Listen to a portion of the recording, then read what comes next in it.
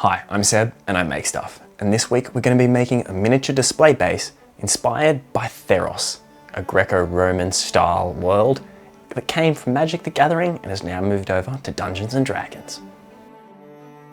So this was actually my first commission. I was given a few bits of artwork of the character and a brief description and asked to build a themed display piece and playable miniature. So using Hero Forge, I threw together a base. I then built a few of the more custom pieces for the model and Kitbashed it all together. Once I was happy with the model, I printed it out at a couple of different scales and then primed him up. All ready for a paint. And we can't forget his familiar, the Anvilwrought Raptor, Mobius. I was too busy with the actual paint job to remember to film this part, but I'm pretty happy with how they came out based on the designs I was given. Even magnetizing a couple of different options for the familiar, the Anvilwrought Raptor. And now it's time to build a display. Using the same basics as the last video, I'm going to be taking one of these tea light display bases that I built and piling on some of this homemade modeling compound recipe that just needs to be mixed with water and glue and then slapped all over the model to bulk up and add some nice natural features before squeezing in some of these plaster rocks that are made from Woodland Scenic's rock molds. Taking this opportunity to really shape the land and using these embankment molds to really hold everything in place. As the modeling compound dries, it gets a good grip of the plaster that these rock molds are built from.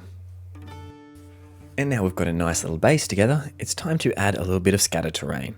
So I jumped onto Thingiverse and grabbed some Roman columns. Once these were printed and primed up, I could play around with them on the model piece. So after messing around with a few different options, this is what I went with. Before gluing everything down, it was time to use a very watered down brown acrylic paint to give this a wash. This is going to give us our first earthy base of brown that will come over with a few other paints, but this is what really brings it home. And once that's been given about a day to dry, we can start to glue down the bits and pieces of scatter terrain. And now it's starting to look pretty good with that down, but you might notice this gaping hole in the middle. Well, there's plans for that. For now, we're going to be building the first piece of magnetization that's going to help us hold the familiar behind our main character. You see, I wanted to be able to have the familiar on this base without the entire miniatures flying base having to be on here. So I glued a small but powerful magnet onto a piece of wire, then making a tiny hole with a pin vise before gluing down the wire. I ended up moving this to hide it behind the pillar before supergluing it down, which gave our bird a perfect space to get thrown down behind his master. And now to sort out that giant hole.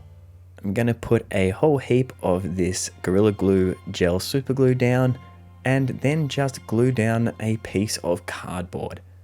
The glue will soak into this and I'm going to put a little bit of an extra layer over the top, helping to give it some extra stability before coating the entire thing with some small rocks and gravel. Then adding a magnet underneath to help hold the miniature in place. And now that everything's magnetized, it's time to start adding in a bit more natural variation. You see, this is the trick to making a good natural base, having as much layering and variation as possible. So I'm going to grab some more of those tiny rocks and dirt and sprinkle these throughout the build to help blend everything together, but also add some more variation. Really making sure to get into all the corners and crevices where dust and dirt would have gotten caught by the wind, and really piling it up against the ruins and columns that need to look like they've been sitting there for a long time. Once everything's in place, give it a real good soak with isopropyl alcohol, and then give it a dousing in a watered down PVA glue or Mod Podge. The isopropyl alcohol kills any bacteria and the glue seals everything up. And now while that's drying, I'm going to come in with a Nuln oil and give some shadows to these columns and ruins. Since I want to keep that nice white grey column look, we're only going to be using a Nuln oil on these and then wiping away any excess. Then leaving it all to dry. Once that's ready, it's time to grab the Tamiya soil effects and come in with some lighter dried up soil areas on the top layer. Like I said earlier, the trick to a natural base is layering and variation, so we're going to dry brush anywhere with dirt and then come in with some heavy areas of mud that we want to pile in to fill up some gaps. You could easily skip this step, but I find that these texture paints have a really nice effect once they've dried, so I really love to do this over most of my natural looking bases. And once the soil's in, it's time for some plant life. So we start with the matte Mod Podge and kind of blotch this around wherever we want to put our first layer. I use this to kind of vine up some of the ruins and show that it's all overgrown and being taken back by nature. The first layer is a smaller, darker flock, and then I grab a brighter, larger type. Again, like I said, the trick to making nature look good is variation and layers. And now it's time to add some colour into those stones. I like to use the contrast Space Wolves Grey for my rocks, and on top of the already brown wash that we've used, it comes out looking like a really nice subtle blue stone once it's dried. And now I prepared a second model, this time adding a small magnet to his foot so he can stand on the base without needing a secondary piece. This looks good, but this guy is a nature themed character, so let's add in a whole heap of grass tufts.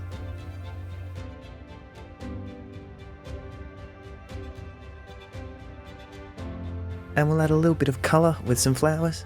Then it wouldn't be one of my builds without a heap of these little 3D printed critters and a couple of mushrooms. And there we have our finished display piece.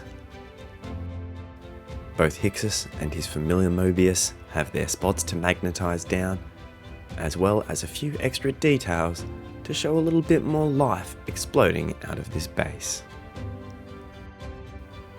And now that I'm done with this Greco-Roman Theros inspired display piece, it's time to send it off to its new home. He has a few options for his Anvilwrought Raptor and a 28mm model ready for the game table.